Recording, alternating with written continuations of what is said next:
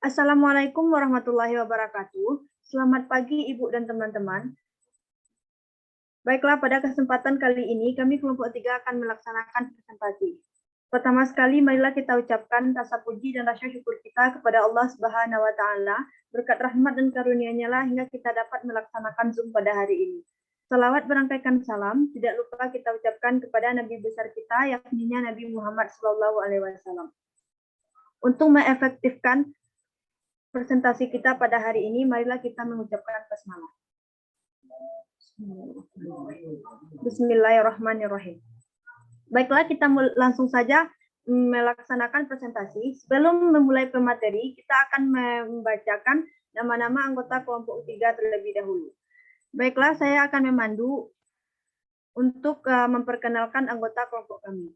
Yang pertama yaitu Joni Pratama. Kepada saudara Joni Pratama, silakan untuk memperkenalkan dirinya. Assalamualaikum warahmatullahi wabarakatuh. Perkenalkan, nama saya Joni Pratama dengan NIM 20133132, Prodi Pendidikan Fisika. Baiklah, yang kedua yaitu saya sendiri. Perkenalkan, nama saya Mayang Wahini Putri, NIM 200333138 dari Prodi Pendidikan Fisika. Yang ketiga yaitu Monika Surata Claudia. Kepada saudara Monika, dipersilakan untuk memperkenalkan diri. Perkenalkan, nama saya Monika Surata Claudia dengan nomor NIM 200333140, asal dari Prodi Pendidikan Fisika. Yang keempat yaitu Munawaroh. Kepada saudara Munawaroh, kita persilakan untuk memperkenalkan diri.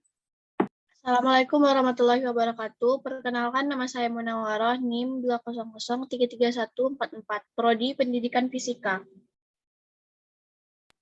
Yang terakhir yaitu M. Teja Sakti. Kepada saudara Teja, kita persilakan untuk memperkenalkan diri. Perkenalkan, nama saya M. Teja Sakti dengan NIM 200333136 dari Prodi Pendidikan Fisika. Baiklah, itulah anggota kelompok kami. Langsung saja masuk ke materi pertama. Penyampaian materi pertama yang akan disampaikan oleh saudara Monika Surata Claudia. Kepada Monika, kita persilakan. Baiklah, saya akan membaca apa itu pengertian kurikulum. Kurikulum adalah suatu rancangan dalam pendidikan yang disusun untuk diterapkan pada peserta didik oleh seluruh pelaksanaan pendidik dalam pendidik seorang guru menjadi peran utama. Dalam proses pembelajaran dan keberhasilan kurikulum pada penerapannya, kurikulum juga disebut usaha atau upaya yang dilakukan agar tujuan yang telah disepakati tercapai. Next. Pengertian dari hakikat. Hakikat adalah sebuah bentuk dari intisari maupun kenyataan yang dimana pada dasarnya akan berasal dari benda maupun situasi. Next. Hakikat kurikulum. Hakikat kurikulum adalah acuan sebuah lembaga untuk membentuk citra dan aturan sekolah untuk mewujudkan cita-cita dan tujuan yang telah dirancang. Pada dasarnya, sebuah kurikulum dibentuk dan dirancang agar mampu mewujudkan anak-anak dididik yang memuat semua aspek, baik aspek kognitif, afektif, maupun psikomotorik. Next. Aspek kognitif menjadi aspek utama dalam banyak kurikulum pendidikan dan menjadi tolak ukur penilaian perkembangan anak. Kognitif yang berasal dari bahasa Latin cognitio memiliki arti pengenalan yang mengacu kepada proses mengetahui maupun kepada pengetahuan itu sendiri. Efektif adalah materi yang berdasarkan segala sesuatu yang berkaitan dengan emosi seperti penghargaan, nilai, perasaan, semangat, minat, dan sikap terhadap satu hal. Next. Psikomotorik adalah domain yang meliputi perilaku, gerakan, dan koordinasi jasmani, keterampilan motorik, dan kemampuan fisik seseorang. Keterampilan yang akan berkembang jika sering diperhatikan ini dapat diukur berdasarkan jarak, kecepatan, teknik, dan cara pelaksanaan. Sekian, terima kasih. Assalamualaikum warahmatullahi wabarakatuh. Terima kasih kita ucapkan kepada Monika. Penyampaian materi selanjutnya yaitu oleh Joni Pratama. Kepada saudara Joni, dipersilakan.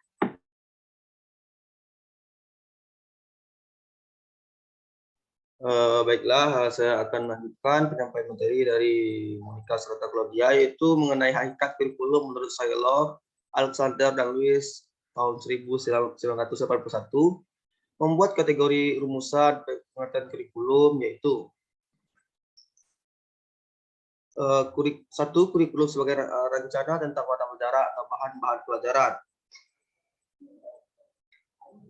Maksudnya di sini, kurikulum sebagai rencana tentang mata pelajaran atau bahan-bahan pelajaran menurut kampus Webster and News International Dictionary yang sudah memasukkan istilah kurikulum dalam khasanah kosakata bahasa Inggris sejak tahun 1593 yang memberi arti kepada istilah kurikulum sebagai berikut, yang artinya A. Sebagai sejumlah pelajaran yang ditetapkan untuk dipelajari oleh siswa di suatu sekolah atau perguruan tinggi untuk memperoleh ijazah ataupun gelar. B. Keseluruhan mata pelajaran yang ditawarkan oleh semua lembaga pendidikan atau semua departemen tertentu. Yang kedua, yaitu kurikulum sebagai rencana tentang pengalaman belajar. Kurikulum sebagai rencana tentang pengalaman belajar. Pengalaman belajar bisa merupakan pembelajaran mata pelajaran dan sebagai kegiatan lain yang dapat menjadi pengalaman belajar yang bermanfaat. Kegiatan belajar pun tidak terbatas pada kegiatan belajar di dalam kelas atau sekolah, melainkan juga kegiatan dilakukan di luar kelas atau sekolah. Menurut tiga tokoh yaitu Stratemeyer, Frank, dan Mark mengartikan kurikulum dalam tiga cara, yaitu A. Mata pelajaran atau mata pelajaran kegiatan lain yang dilakukan di kelas. B. Seluruh pengalaman belajar. C. Seluruh pengalaman hidup siswa. Adapun yang ketiga yaitu kurikulum sebagai rencana tentang kesempatan belajar. Maksudnya itu istilah rencana belajar yaitu apa yang diinginkan oleh rencana kurikulum untuk dipelajari siswa selama mengikuti pendidikan sekolah. Menurut Hilda Taba pada tahun 1962 menyatakan kurikulum adalah suatu rencana belajar. Oleh karena itu, konsep-konsep tentang belajar dan perkembangan individu dapat mewarnai bentuk-bentuk kurikulum. Rencana belajar mencakup tujuan materi, organisasi kegiatan, dan penilaian keberhasilan belajar.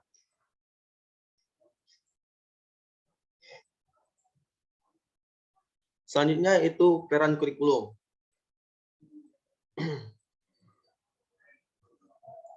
Adapun peran kurikulum yaitu terbagi tiga, yaitu peran konservatif, peran kreatif, dan peran kritis dan evaluatif. Peran konservatif yaitu peran ini menekankan bahwa kurikulum sebagai sarana untuk mentransmisikan nilai-nilai warisan budaya masa lalu yang dianggap masih relevan dengan masa kini kepada generasi muda. Dengan hal ini, para siswa pada hakikatnya menempatkan kurikulum yang berorientasi ke masa lampau. Peranan ini sifatnya menjadi sangat mendasar disesuaikan dengan kenyataan bahwa pendidikan pada hakikatnya merupakan proses sosial. Salah satu tugas pendidik yaitu mempengaruhi dan membina perilaku siswa sesuai dengan nilai-nilai sosial yang hidup di lingkungan masyarakat. Yang B itu peranan kreatif. Peranan ini menekankan bahwa kurikulum harus mampu mengembangkan sesuatu yang baru sesuai dengan pengembangan jadi di kebutuhan masyarakat pada masa sekarang dengan masa mendatang. Kurikulum harus mengandung hal-hal yang dapat membantu siswa mengembangkan semua potensi yang ada pada dirinya untuk memperoleh pengetahuan baru. Adapun yang ketiga itu peranan kritis dan evaluatif. Peranan ini dilatar belakangi oleh adanya kenyataan bahwa nilai-nilai budaya yang hidup dalam masyarakat senantiasa mengalami perubahan, sehingga pewarisan nilai-nilai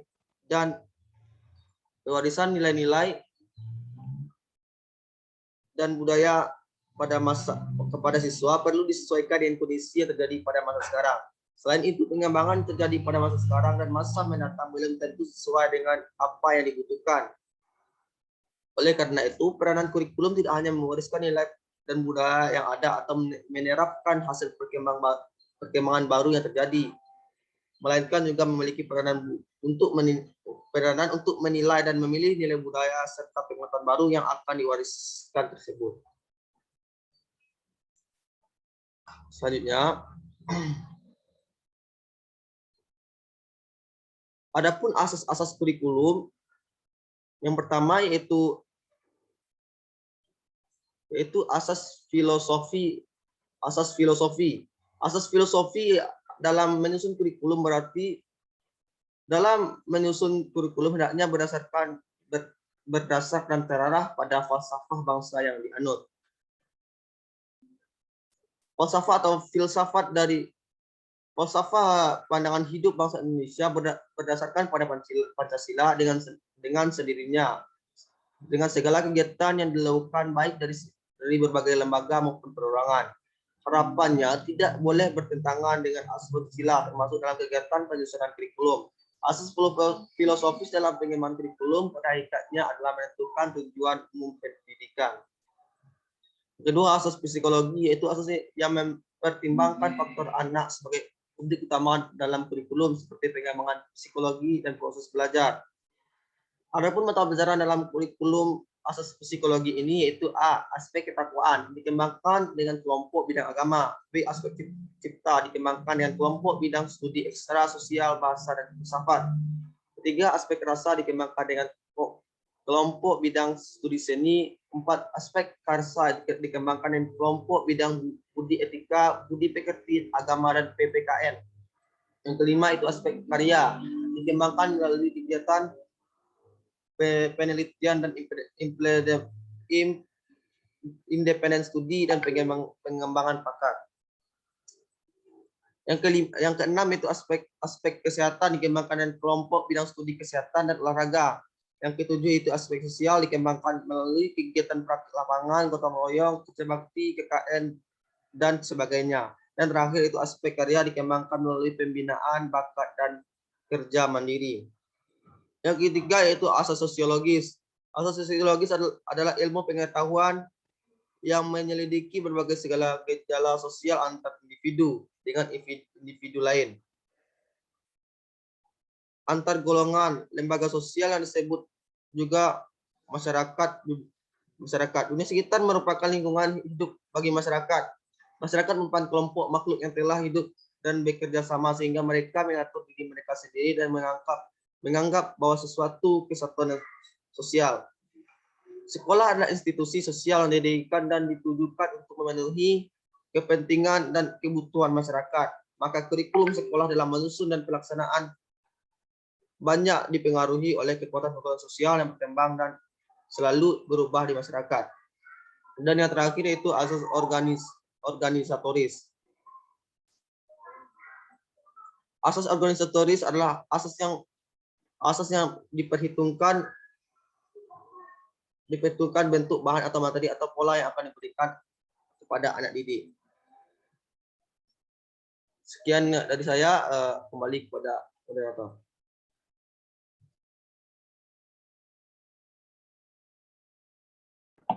Baiklah, terima kasih kita ucapkan kepada Joni. Penyampaian materi selanjutnya akan disampaikan oleh Munawaroh. Kepada Munawaroh kita persilakan.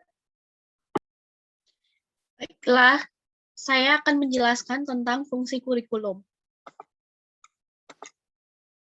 Pada dasarnya, kurikulum itu berfungsi sebagai pedoman atau acuan bagi guru. Kurikulum itu berfungsi sebagai pedoman dalam melaksanakan proses pembelajaran. Bagi kepala sekolah dan pengawas, kurikulum itu berfungsi sebagai pedoman dalam melaksanakan supervisi atau pengawasan. Bagi orang tua, kurikulum itu berfungsi sebagai pedoman dalam membimbing anaknya belajar di rumah. Bagi masyarakat, kurikulum itu berfungsi sebagai pedoman untuk memberikan bantuan bagi terselenggaranya proses pendidikan di sekolah. Berkaitan dengan fungsi kurikulum bagi siswa sebagai subjek didik, terdapat 4 fungsi kurikulum. Yang pertama ada fungsi penyesuaian, the adjunctive or adaptive function. Fungsi penyesuaian mengandung makna bahwa kurikulum sebagai alat pendidikan harus mampu mengarahkan siswa agar memiliki sifat well-adjusted, yaitu mampu menyesuaikan dirinya dengan lingkungan, baik lingkungan fisik maupun lingkungan sosial. Lingkungan itu sendiri senantiasa mengalami perubahan dan bersifat dinamis. Karena itu, siswa pun harus memiliki kemampuan untuk menyesuaikan diri dengan perubahan yang terjadi di lingkungannya. Selanjutnya ada fungsi integrasi, integration function. Fungsi integrasi mengandung makna bahwa kurikulum sebagai alat pendidikan harus mampu menghasilkan pribadi-pribadi yang utuh. Siswa pada dasarnya merupakan anggota dan bagian integral dari masyarakat. Oleh karena itu, siswa harus memiliki kepribadian yang dibutuhkan untuk dapat hidup dan berintegrasi dengan masyarakatnya. Yang ketiga ada fungsi diferensiasi. Fungsi diferensiasi ini mengandung makna bahwa kurikulum sebagai alat pendidikan harus mampu memberikan pelayanan terhadap perbedaan individu siswa. Setiap siswa memiliki perbedaan, baik dari aspek fisik maupun psikis, yang harus dihargai dan dilayani dengan baik. Yang keempat ada fungsi persiapan. Fungsi persiapan mengandung makna bahwa kurikulum sebagai alat pendidikan harus mampu mempersiapkan siswa untuk melanjutkan studi ke jenjang pendidikan berikutnya. Selain dari itu, kurikulum juga diharapkan dapat mempersiapkan siswa untuk dapat hidup dalam masyarakat, seandainya karena sesuatu hal tidak dapat melanjutkan pendidikannya. Yang kelima, fungsi pemilihan. Selective function. Fungsi pemilihan mengandung makna bahwa kurikulum sebagai alat pendidikan harus mampu memberikan kesempatan kepada siswa untuk memilih program-program belajar yang sesuai dengan kemampuan dan minatnya. Fungsi pemilihan ini sangat erat hubungannya dengan fungsi diferensiasi, karena pengakuan atas adanya perubahan individual siswa berarti pula diberinya kesempatan bagi siswa tersebut untuk memilih apa yang sesuai dengan minat dan kemampuannya.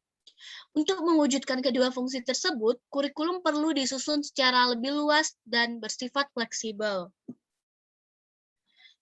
Selanjutnya ada fungsi diagnostik. Fungsi diagnostik mengandung makna bahwa kurikulum sebagai alat pendidikan harus mampu membantu dan mengarahkan siswa untuk dapat memahami dan menerima kekuatan atau potensi dan kelemahan yang dimilikinya. Jika siswa sudah mampu memahami kekuatan-kekuatan dan kelemahan-kelemahan yang ada pada dirinya, maka diharapkan siswa dapat mengembangkan sendiri potensi kekuatan yang dimilikinya atau memperbaiki kelemahan-kelemahannya. Next.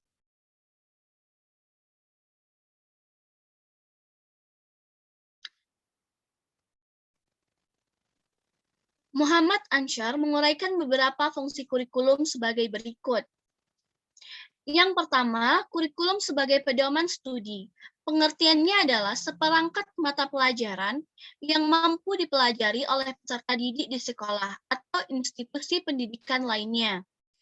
Yang kedua, kurikulum sebagai konten. Pengertiannya adalah data atau informasi yang tertera dalam buku-buku kelas tanpa dilengkapi dengan data atau informasi lain yang memungkinkan timbulnya belajar.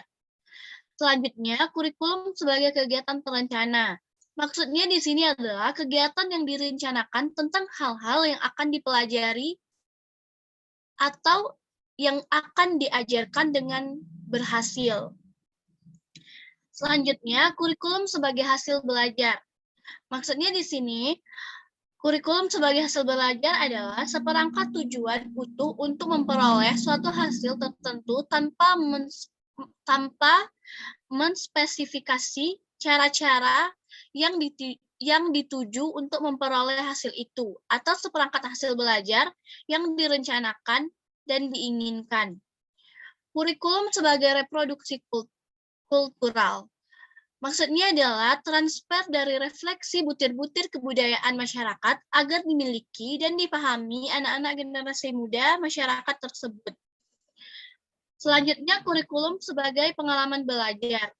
Pengertiannya adalah tugas yang harus dilakukan untuk mencapai hasil yang ditetapkan terlebih dahulu.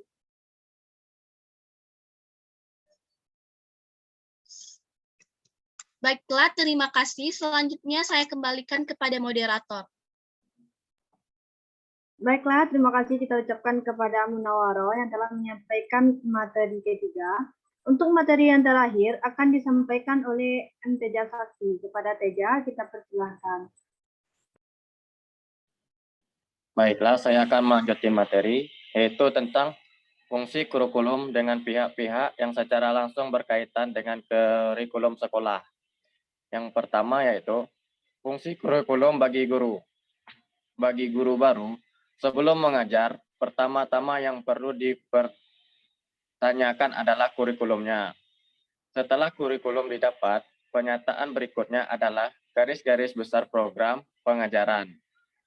Setelah garis-garis besar program pengajaran ditemukan, barulah guru mencari berbagai sumber bahan yang relevan atau yang telah ditentukan oleh Diknas sesuai dengan fungsinya, bahwa kurikulum adalah sebagai alat untuk mencapai tujuan pendidikan. Maka, guru semestinya mencermati tujuan pendidikan yang dicapai oleh lembaga pendidik di mana ia bekerja. Yang kedua, fungsi kurikulum bagi kepala sekolah. Bagi kepala sekolah yang baru, yang dipelajari pertama kali adalah tujuan lembaga yang dipimpinnya. Kemudian mencari kurikulum yang berlaku sekarang untuk dipelajari, terutama pada buku petunjuk pelaksanaan. Selanjutnya, tugas kepala sekolah melanjutkan supervisi kurikulum. Yang ketiga, fungsi kurikulum bagi masyarakat, yaitu kurikulum harus memenuhi kebutuhan-kebutuhan masyarakat di sekitarnya. Yang keempat, fungsi kurikulum bagi para penulis. Para penulis buku ajar semestinya mempelajari terlebih dahulu kurikulum yang berlaku pada waktu itu untuk membuat berbagai pokok bahasan maupun subpokok bahasan. Hendaknya penulis buku ajar membuat analisis instruksional terlebih dahulu. Kemudian, menyusun garis-garis besar program pembelajaran yang mata pelajaran tertentu, baru bagian bahan-bahan yang relevan. Sumber bahan tersebut dapat berupa bahan cetak buku, makalah, majalah, jurnal, koran, hasil penelitian, dan sebagainya. Yang diambil dari narasumber, pengalaman penulis sendiri, atau dari lingkungan. Perlu diingat bahwa tidak semua bahan tersebut ditulis sebagai bahan pelajaran. Yang perlu mendapatkan pertimbangan ialah kriteria sebagai berikut. Yang pertama, hendaklah bersifat pedagogis. Artinya, bahan hendaklah berisi hal-hal yang normatif. Yang kedua, bahan hendaklah bersifat psikologis, artinya bahan yang ditulis memperhatikan kejiwaan peserta didik yang menggunakan. Yang ketiga, bahan disesuaikan dengan perhatian, minat, kebutuhan, dan perkembangan jiwa anak. Yang keempat, bahan hendaknya disusun secara didaktis, artinya bahan yang tertulis tersebut dapat diorganisir sedemikian rupa sehingga mudah untuk diajarkan. Yang kelima, bahan hendaknya bersifat sosiologis, artinya bahan jangan sampai kontroversial atau keadaan masyarakat sekitar. Yang keenam, bahan hendaklah bersifat yuridis, artinya bahan yang disusun jangan sampai bertentangan dengan Undang-Undang Dasar 1945.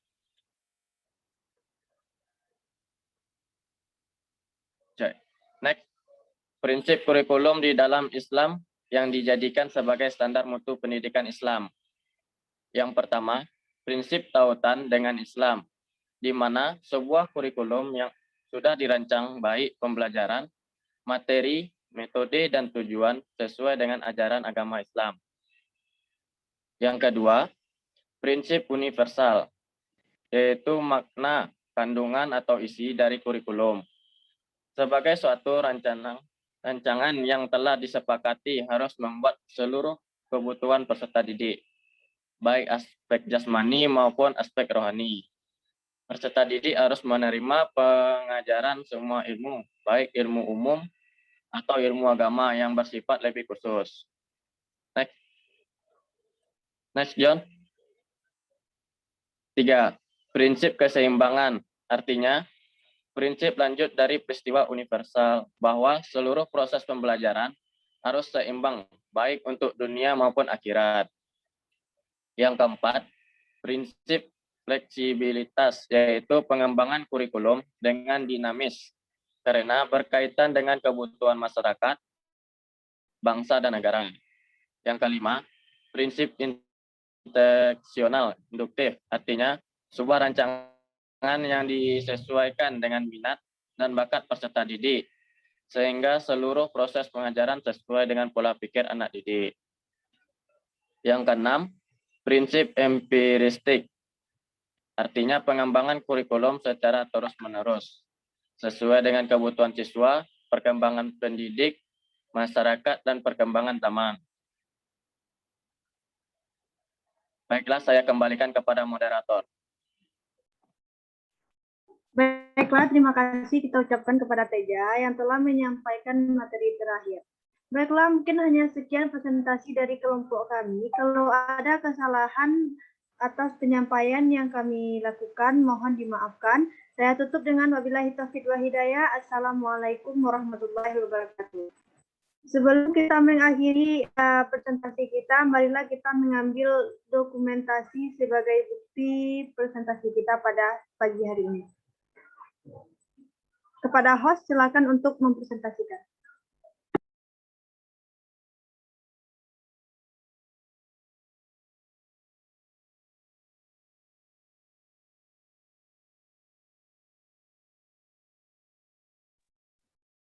Sudah.